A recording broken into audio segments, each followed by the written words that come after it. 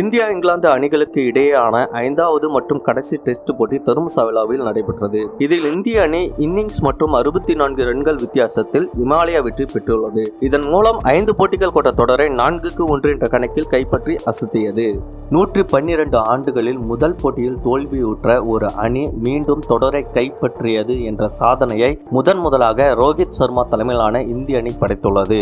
உலக கிரிக்கெட் வரலாற்றில் இந்திய அணி மட்டுமே இத்தகைய அரிய சாதனையை படைத்துள்ளது. இந்த வெற்றியை கிரிக்கெட் ஜாம்பவான்கள், ரசிகர்கள் என பலரும் கொண்டாடி வரும் நிலையில் பாகிஸ்தான் அணியின் வேகப்பந்து வீச்சாளர் முகமது அமீர் இந்திய அணிக்கு வாழ்த்து தெரிவித்துள்ளார். இது குறித்து அவர் தனது எக்ஸ் வலைதளத்தில் வெளியிட்ட பதிவில், கடைசி டெஸ்ட் போட்டியில் வென்று 4-1 என தொடரை கைப்பற்றிய இந்திய கிரிக்கெட் அணிக்கு வாழ்த்துக்கள். பேட்ஸ்மேன்கள் மற்றும் பந்து வீச்சாளர்கள் இரு தரப்பினரும் சிறப்பாக செயல்பட்டனர் என்று குறிப்பிட்டிருந்தார்.